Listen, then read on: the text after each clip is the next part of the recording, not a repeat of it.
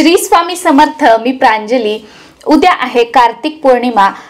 पौर्णिमा ही 2 दिवस आहे, म्हणजे रविवारी दुपारी पौर्णिमा तिथी सुरू होत आहे आणि सोमवारी दुपारी पौर्णिमा तिथी जी आहे ती समाप्त होत आहे।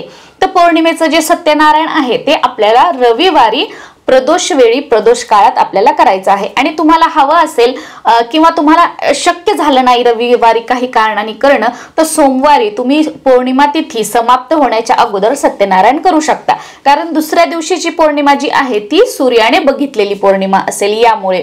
तर बघा, आपण आपल्या दैनंदिन जीवनामध्ये रोजच्या रोज आपल्या कुळदेवीची सेवा ही आपण करायलाच हवी। कुळदेवी म्हणजे काय की पिढ्यानपिढ्या आपल्या कुळामध्ये, म्हणजे जे आपलं आडनाव आहे, आपल्या आडनाव आपले सासरे, सासऱ्यांचे वडील, परत त्यांचे हे, म्हणजे पिढ्यानपिढ्या आपल्या कुळामध्ये ज्या देवीचा मान सन्मान केला जातो, ज्या देवीचा कुळाचार कुळधर्म आपल्या कुळामध्ये केला जातो, अशा आपल्या कुळाचं रक्षण करणाऱ्या कुलस्वामिनीची सेवा आपण आपल्या आयुष्यामध्ये रोजच्या रोज करायला हवी। आपण बरेच जण करतो सुद्धा, पण बऱ्याच जणांना हे रोजच्या रोज करणं शक्य होत नाही। आणि ज्या वेळेला आपल्याकडून आपल्या कुलदेवीची सेवा ही केली जात नाही किंवा आपल्याकडून ती होत नाही, बऱ्याच वेळेला काय होतं की काही कामानिमित्त, व्यवसायानिमित्त बरेच ताई व दादा दुसऱ्या गावाला राहत असतील, मग ते काय करतात की नाही, आमच्या मुख्य घर आमचं गावाकडे आहे, तिथे केलं जातं ना, तिथे केलं जातं ना। अहो पण आपण इथे आहेत, मग असं तिथे केलं जातं असेल तर ते त्यांचं पुण्य आहे, त्यांना लाभत आहे त्यांना। मग आपण काहीतरी, कुलदेवी एकच आहे पण जी सेवा जो करतोय त्याचा लाभ होतोय। मग काय होतं की आपल्या आयुष्यात अडचणी येत राहणं, आपल्या मुलाबाळांचे लग्न न होणं, मुलाचं अभ्यासामध्ये मन न लागणं, त्यानंतर आपला व्यवसाय असेल त्याच्यामध्ये आर्थिक नुकसान न होणं, व्यवसाय चांगला न चालणं, नोकरीमध्ये प्रगती न होणं, घरामध्ये सतत आजारपण राहणं, छोट्यात छोटी गोष्ट असू द्या, मोठ्यात मोठी गोष्ट असू द्या, त्याच्यात अडचणी निर्माण होणं, की अडथळ्याशिवाय माझं कोणतं काम पूर्णच होत नाही, किंवा माझं स्वतःचं घर न होणं, सतत अपयश येणं। तर या गोष्टी ज्या आहेत, जर आपल्याकडून कुळदेवीची सेवा होत नसेल, कुळदेवीचा मान सन्मान होत नसेल, तर आपल्या लाईफ मध्ये घडून जातात। आणि मग काय करतो की चूक आपल्या घरातच होते, म्हणजे काय, काखेत कळसा आणि गावाला वळसा। मग आपण काय करतो, याच्याकडे जा, त्याच्याकडे जा, इथे जा, तिथे जा, हा उपाय करतो, उपाय कर, खूप सारे उपाय करतो, पण मेन जे बेसिक आहे तेच आपण करत नाही। आणि हे अगदी छोटस जे आहे, हा उपाय जर आपण केला ना, तर आपल्या सगळ्या ज्या समस्या आहेत त्या सुटू लागतात। आणि जे काही आपण उपाय पण केले होते ना, त्याचा अनुभव सुद्धा आपल्याला येऊ लागतो। तर अगदी साधी सोपी सेवा सांगणार आहे की जी या कार्तिक पौर्णिमेच्या दिवशी आपल्याला करायची आहे। आता पौर्णिमा 2 दिवसाची आहे, तर तुम्ही रविवारी रात्री सुद्धा ही सेवा करू शकता, किंवा सोमवारी पौर्णिमा तिथी संपण्याच्या अगोदर सुद्धा तुम्ही ही सेवा करू शकता आपल्या वेळेनुसार। आणि असं काही नाही की महिलांनीच करावी, आपल्या घरातील दादांनी जरी केली तर काही नाही, कारण आपल्या आईची सेवा आपण करतोय, आणि आपल्या आईची सेवा करण्यासाठी तुम्ही करू शकतो का, मी करू शकते का, असं काहीही एक बंधन नाही। अगदी प्रत्येक जण ही जी सेवा आहे ती करू शकतात। तर आपल्याला करायचं काय आहे, मंगळवार तोंडामध्ये आलं, रविवारी किंवा सोमवारी आपल्याला, तुम्ही रविवारी करणार असाल तर संध्याकाळी दिवे लागणीच्या वेळेला आपल्याला आता जो उपाय सांगणार आहे तो करायचा आहे। आणि सोमवारी जर केलं तर आपली देवपूजा झाल्यानंतर हा जो उपाय आहे किंवा ही जी सेवा आहे ती आपल्याला करायची आहे।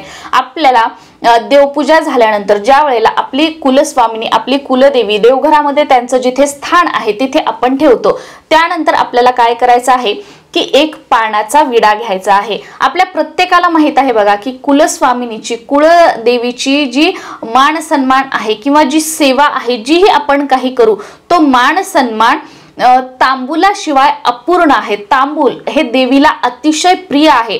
मग तुम्हाला जर तांबूल बनवता येत असेल तर तुम्ही तांबूल बनवू शकता, किंवा तुम्ही एक पानाचा विडा बनवू शकता। आता बऱ्याच ताई म्हणतील, दादा म्हणतील आम्ही विकत आणला तर, पण एक गोष्ट लक्षात घेतली पाहिजे, जेव्हा आपण आपल्या हाताने पानाचा विडा बनवतो त्यावेळेला म्हटलं जातं की आपल्या हातामध्ये जे दुर्भाग्य आहे, ज्या दुर्भाग्याच्या रेषा आहेत त्या मिटतात। त्यामुळे जे काही आपण देवासाठी बनवतोय ना, नैवेद्य वगैरे काही असेल ते ना आपल्या हाताने बनवा, म्हणजे आपलं दुर्भाग्य जे आहे ते कमी होऊ लागतं आणि सौभाग्याच्या सौभाग्याची प्राप्ती आपल्याला होऊ लागते. आता आम्ही पण हे करतो ना, तर आम्ही घरामध्येच बनवतो. तांबूल सुद्धा आम्ही घरामध्येच बनवतो. मी तुम्हाला आपल्या चॅनलवर एक व्हिडिओ सुद्धा आहे की कुलदेवीला अर्पण करण्यासाठी पानाचा विडा कसा बनवावा, तर त्या पद्धतीने तुम्ही बनवू शकता. आणि सेम तुम्हाला तांबूल करायचा असेल, तो पानाचा विडा बनवायचा आणि ते कुटायचं, तो तांबूल झाला.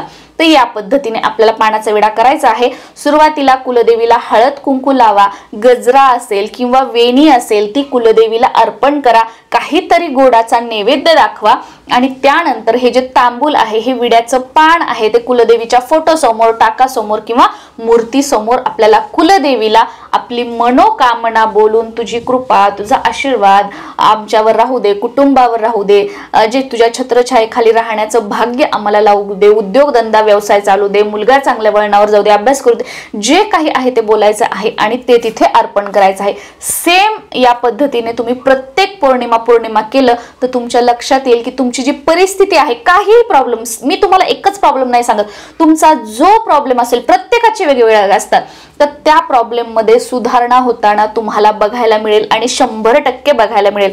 मला वाटतं मी आजच का काल एक कमेंट बघितली बघा की आपल्या चॅनलवर एक घंटीचा व्हिडिओ आहे.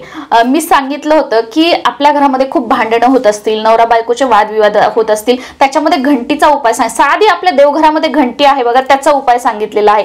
तर त्या ताईंची कमेंट आली की ताई अगदी 2 दिवसामध्ये याचा मला रिझल्ट जाणवला, 2 दिवसापासून आमच्या नवरा बायकोंचे भांडणं झाले नाही. तर असं या छोट्या छोट्या गोष्टी असतात, पण याचे रिझल्ट खूप मोठे असतात आणि विश्वासही असणं तेवढंच महत्वाचं आहे. तर आपल्याला ते अर्पण करायचं आहे. आणि समजा तुम्ही रविवारी संध्याकाळी तुम्ही अर्पण केलं तर दुसऱ्या दिवशी पौर्णिमा तिथी संपेपर्यंत ते कुलदेवीच्या समोरच राहू द्या. आणि पौर्णिमा तिथी संपल्यानंतर घरातील जी कोणती व्यक्ती आहे, जसं की कर्ता पुरुष असेल किंवा तुम्ही महिला असाल, स्त्री असेल किंवा ज्याला सतत अपयश येत असेल, त्याला हे जे विड्याचं पान आहे ते खायला द्या. आणि प्रत्येक पौर्णिमेला असं करायचं. पौर्णिमेच्या दिवशी अर्पण केलं तर दुसऱ्या दिवशी आपलं स्नान वगैरे झाल्यानंतर आपण ते खायचं आहे. नॉनव्हेज वगैरे खाऊन त्याच्यावर हे पान खायचं नाहीये. सात्विक भोजन करून आपल्याला हे पान जे आहे ते खायचं आहे, मनोकामना बोलून. याने आपल्याला सद्बुद्धी सुद्धा प्राप्त होईल. काय चांगलं काय वाईट असे चांगले विचार सुद्धा आपल्याला हे कळू सुद्धा लागेल. त्याचबरोबर आपल्याला काय करायचं आहे, 21 लवंगा घ्यायच्या आहेत समोर फुल असणाऱ्या. त्या लवंगा घ्यायच्या आणि रविवारी संध्याकाळी दिवे लागणीला किंवा सोमवारी सकाळी देवपूजा झाल्यानंतर देवघरासमोर बसायचं, देवासमोर दिवा लावलेला असावा, अगरबत्ती लावलेली असावी. 1 लवंग आपल्या उजव्या हातामध्ये पकडायचे आहे. आता हा फ्रंट कॅमेरा आहे, तुम्हाला डावा दिसेल हा हात, पण हा उजवा हात आहे आणि हा आहे बघा अनंताचा धागा. तर 1 लवंग आपल्या हातामध्ये धरायची आहे आणि कमलात्मक मंत्र म्हणायचा आहे. ओम श्रीम ह्रीम श्रीम कमले कमलालये प्रसिद्ध प्रसिद्ध श्रीम ह्रीम श्रीम महालक्ष्मी नमः. हा मंत्र तुम्हाला नित्य स्तोत्र मंत्र पुस्तकामध्ये सुद्धा मिळेल किंवा हा मंत्र तुम्हाला गुगल, युट्यूबवर कुठे सुद्धा मिळेल. स्क्रीनशॉट काढून घ्या, हा मंत्र म्हणा. 1 लवंग हातामध्ये घेतली, मंत्र म्हटला, कुलदेवीच्या चरणाजवळ अर्पण केला. कुलदेवीच्या चरणाजवळ छोटीशी प्लेट किंवा वाटी पण ठेवू शकता किंवा काहीतरी लाल कपडा ठेवा, त्याच्यावर हे ठेवलं तरीही चालेल. परत दुसरी लवंग घेतली, कमलात्मक मंत्र म्हटला, कुलदेवीच्या चरणाजवळ अर्पण केलं. सेवा सुरू करण्यापूर्वी आपली मनोकामना बोली.